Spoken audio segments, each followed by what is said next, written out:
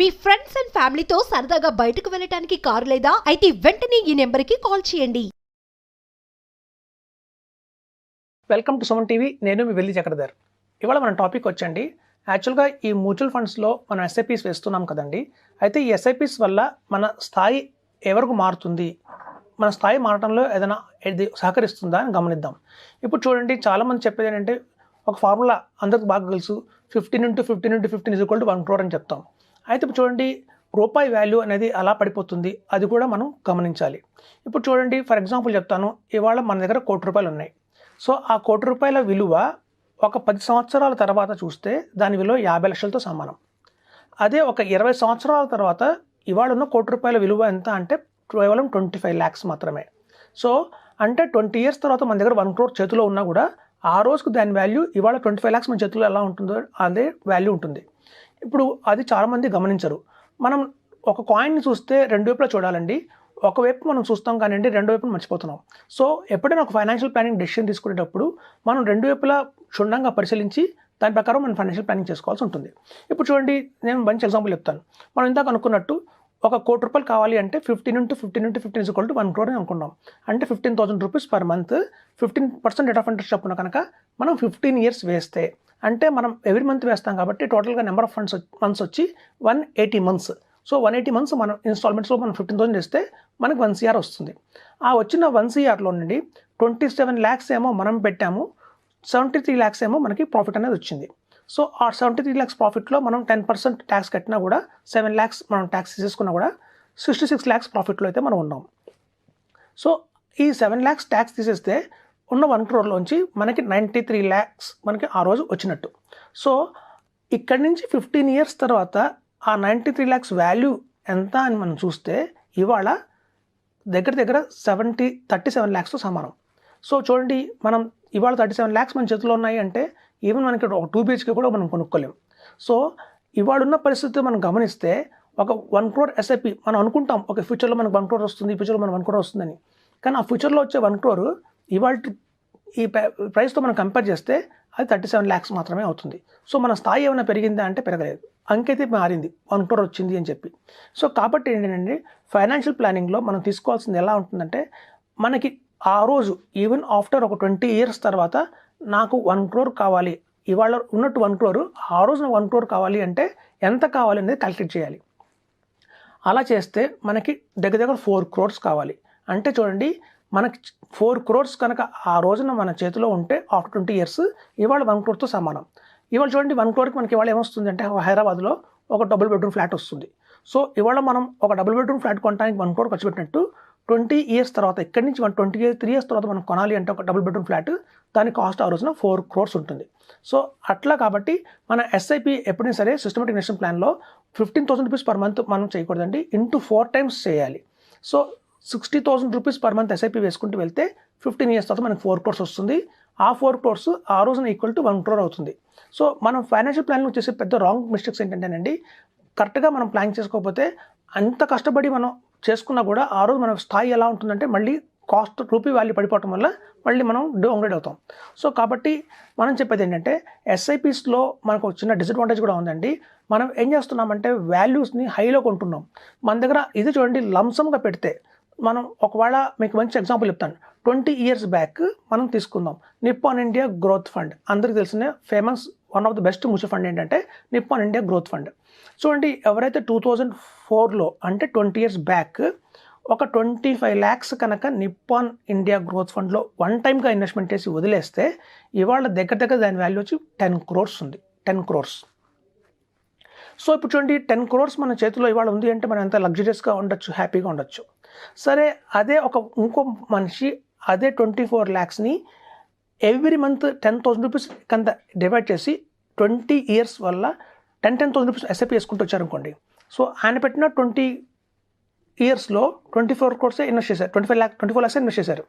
So investment చేసిన 24 lakhsకి గాను ఇవాళ దాని వాల్యూ ఎంత ఉందంటే 1,96 lakhs మాత్రమే ఉంది. సో 1,96 lakhs ఇవాళ మన చేతిలో ఉందంటే ఒక 2 bedroom or 3 bedroom ఫ్లాట్ మనం కొనుక్కునే కెపాసిటీలో ఉన్నాం. లంసమ్గా పెడితేనేమో 10 కోట్ల వాల్యూ ఉంది. అదే ఎస్ఐపి రూపంలో పెడితే 10,000 అదే వాల్యూ 24 lakhs. ఇవాళ వచ్చింది మాత్రం 1,96 lakhs. అది కూడా నిప్పాన్ ఇండియా గ్రోత్ ఫండ్ అలాంటి బెస్ట్ ఫండ్ కాబట్టి 1,96 lakhs వచ్చింది. అదే టైంలో మనం చూసుకున్న హెచ్డిఎఫ్సి టాప్ 100 కావచ్చు, లేదా Birla Sun Life Front Line Equity కావచ్చు, అట్లాంటి వాటిలో కనుక వేసుంటే ఇవాళ 1.5 crore వచ్చింది. అంటే దాని వాల్యూ వాళ్ళ చూస్తే 1,50 lakhs మాత్రమే ఉంది.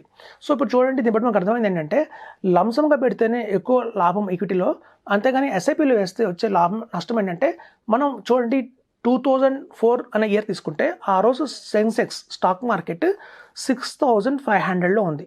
సో 6,500లో ఉన్న స్టాక్ మార్కెట్లో మనం లంసమ్గా పెడితే ఒకేసారి చాలా యూనిట్స్ వస్తాయి. మనం 75,000 దాకా సెన్సెక్స్ వెయిట్ చేసి అమ్మితే అధిక లాభం వచ్చి దగ్గర 10 కోట్లు అయింది దాని వాల్యూ. కానీ మనం ఎస్ఐపి రూపంలో వెళ్తే ఏమైందంటే 6,500 పాయింట్స్ సెన్సెక్స్ దగ్గర మనం స్టార్ట్ చేసాము. ఆ ఇయర్లో బాగా మార్కెట్ డ్రాస్టిక్ ఫాల్ అయితే జరిగింది. 4,000 రూపీస్ దాకా పడింది 1 yearలో. సో అంటే ఆల్మోస్ట్ 20% డిప్ వచ్చింది. సో ఆ డిప్ వచ్చిన ఈ 240 months ఇన్స్టాల్మెంట్స్లో కేవలం ఆ డిప్ మనం మార్కెట్ ఫాల్ వల్ల పొందిన అధిక యూనిట్లు ఎంత అంటే ఓన్లీ 10 times మాత్రమే పొందాం. ఎందుకంటే 1 yearలోనే ఆ 6,500 నుంచి 4,250 దాకా వచ్చి మళ్ళీ 6,500 నుంచి క్రాస్ అయిపోయింది. సో మనకి ఈ కింద కరెక్షన్ ఏదైతే ఉందో చూస్తే కేవలం 1 yearలోనే మనకు సాధ్యమైంది. సో 1 yearలో మనం ఎన్ని ఇన్స్టాల్మెంట్స్ చేస్తామంటే కేవలం 10 or 12 ఇన్స్టాల్మెంట్స్ మాత్రమే చేస్తాం. సో మనకి ఈ యావరేజ్ కాస్ట్ మనకి వచ్చిన లాభం ఏంటి అంటే కేవలం 10 monthsకే వచ్చింది ఆ యావరేజ్ కాస్ట్ అవుట్ ఆఫ్ 240 ఇన్స్టాల్మెంట్స్లో. రిమైనింగ్ 230 ఇన్స్టాల్మెంట్స్ ఏవైతే ఉన్నాయో అవి 6,500 కంటే ఎక్కువ పెట్టే కొన్నాం. 7,500లో కొన్నారు, 8,500లో కొన్నారు, 10,000లో కొన్నారు, 16,000లో కొన్నారు. మళ్ళీ మార్కెట్ కరెక్షన్ వచ్చి 15,000, 14,000 పడిపోయినా కూడా 6,500 కంటే ఎక్కువే కదా, 6,500 కంటే బిలోలో కొనలేదు. సో కాబట్టి అక్కడి నుంచి మనం కొనుక్కుంటూ ఈవెన్ 50,000 సెన్సెక్స్ మార్కెట్లో కొని 65,000లో కొని ఇవాళ 75,000 దాకా కొనుక్కుంటూ వచ్చాం. సో ఎప్పుడైతే ఎస్ఐపిలో ఉన్న ఒక డిసడ్వాంటేజ్ కూడా ఉందండి. మనం ఎప్పుడైతే ఎస్ఐపి ఫార్మ్లో ఓన్లీ మొత్తం మన టైం ఫ్రేమ్ తీసుకుంటే 180 ఇన్స్టాల్మెంట్స్ కావచ్చు, 240 ఇన్స్టాల్మెంట్స్ కావచ్చు, కేవలం 10 ఇన్స్టాల్మెంట్స్ మాత్రమే ఆ రోజున్న సెన్సెక్స్ మార్కెట్ కంటే తక్కువలో కొంటామండి. బ్యాలెన్స్ 150 ఇన్స్టాల్మెంట్స్ కావచ్చు, 180 ఇన్స్టాల్మెంట్స్ కావచ్చు, ఆ రోజుకున్న వాల్యూ కంటే సెన్సెక్స్ కంటే మనం ఎక్కువలోనే కొంటాం. అయితే చాలామంది అనేది ఏంటంటే ఆ రోజు ఎంతమంది దగ్గర 24 lakhs అవైలబిలిటీలో ఉన్నాయి, లంసమ్గా పెడతాం ఓకే, కానీ ఫండ్ కూడా అవైలబిలిటీలో ఉండాలి కదా అంటారు. చూడండి, ఆ రోజు 24 lakhs అంటే ఇవాళ 1 crore సమానం. అంటే ఆ రోజు 24 lakhs పెట్టారు అంటే ఈరోజు 1 crore పెట్టిన సమానం. అంటే చూడండి, వాళ్ళు 1 crore పెట్టారు, కష్టపడి పెట్టారు 1 crore, కానీ ఫలితం ఇవాళ చూడండి 10 crores వచ్చింది. 10 crores అంటే లాభం కూడా అలాగే ఉంది కదా. మనం చూడండి, లంసమ్గా పెట్టడం చాలా కష్టమే, కానీ ఆ రోజుల్లో చాలామంది ఏం చేసేవాళ్ళు అంటే, ఈ రోజుల్లో కూడా చేసేది ఏంటంటే ఒక ల్యాండ్ కొనడానికేమో 50 లక్షలు స్పెండ్ చేస్తారు, ఎస్ఐపి వచ్చేసరికేమో 10,000 ఎస్ఐపి వేస్తారు. క్యాపబిలిటీ ఉన్నా కూడా మ్యూచువల్ ఫండ్స్లో SIP best compare to bank fixed deposits, post office scheme, PPF, insurance product, వీటితో అన్నిటితో కంపేర్ చేస్తే mutual funds is the best, అందులో డౌట్ లేదు. ఈవెన్ మన దగ్గర స్తోమత లేదు, ఒక ఎస్ఐపి ఫామ్లో వేసుకున్నా కూడా వీటన్నిటికంటే బెటర్. ఇన్ఫ్లేషన్ని బీట్ చేస్తుంది, లేకపోతే ఇన్ఫ్లేషన్ సమానంగా ఉంటుంది.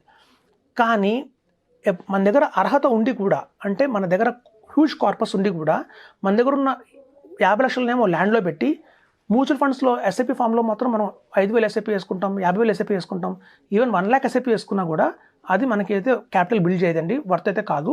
చూడండి, ల్యాండ్స్లో పెట్టేలాగా 50 లక్షలు, ₹1 కోటి కనుక మీరు ఈక్విటీలో పెడితే గణనీయంగా మీకు ప్రాఫిట్స్ అయితే వస్తాయి.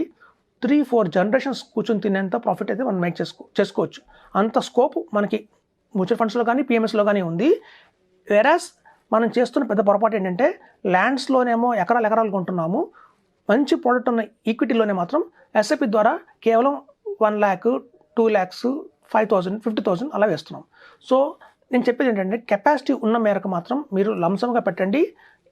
చాలామంది చేస్తున్న చెన్నైలో ఏంటంటే మోర్టగేజ్ లోన్స్ తీసుకుంటున్నారు, అంటే హోమ్ మీద లోన్ తీసుకొని కూడా ఈక్విటీలో ఇన్వెస్ట్మెంట్ చేస్తున్నారు. ఎందుకు అంటే ఇక్కడి నుంచి రాబోయే 2040 తీసుకుంటున్నా కూడా సెన్సెక్స్ అనేది 4 lakhs టచ్ అవుతుంది అంటున్నారు. బై 2030కి సెన్సెక్స్ 1,50,000 టచ్ అవుతుంది అంటున్నారు. ఇప్పుడు మీరు 75,000 లెవెల్లో లంసమ్గా పెట్టి వదిలేస్తే అదే తర్వాత మీరు ఎస్ఐపి చేశారా చేయలేదా అనేది కాకుండా లంసమ్గా పాసిబిలిటీ పెట్టేస్తే ఈ లంసమ్ అమౌంట్ ఎప్పుడైతే సెన్సెక్స్ 1,50,000 టచ్ అవుతుందో బై 2030కి, అక్కడి నుంచి 2040కి మనం అనుకుంటున్నట్టు 4 lakhs టచ్ అవుతుందో మీకు చాలా హ్యూజ్ కార్పస్ బిల్డ్ అవుతుందండి. అంతేగాని ఎస్ఐపి ఫామ్లో మీరు వెళ్ళకండి.